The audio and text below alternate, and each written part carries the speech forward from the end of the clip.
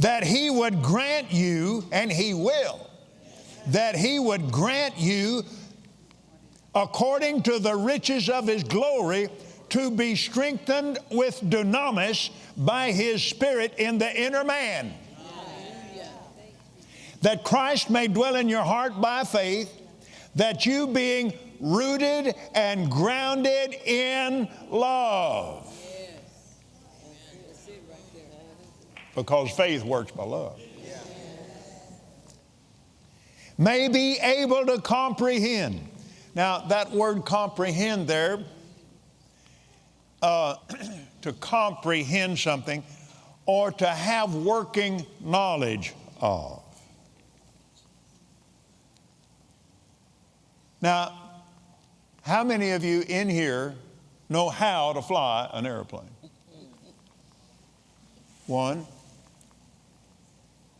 2, 3, 4, 5. And if Gloria was here, it'd make 6.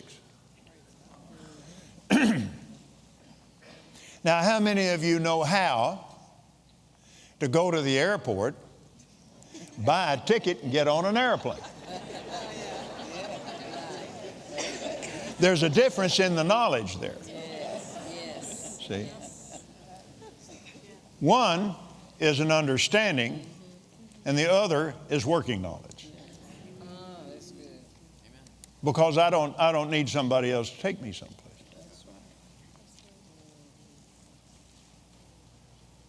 Because, and there's no difference except I have been trained.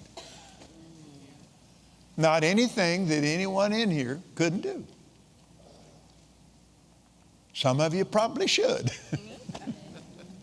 When I was there in Little Rock, there was a man that came. I've forgotten his age. He came to the company for which I worked and bought an airplane and learned how to fly it. And was, even at his, I don't remember, anyway, his wife had died.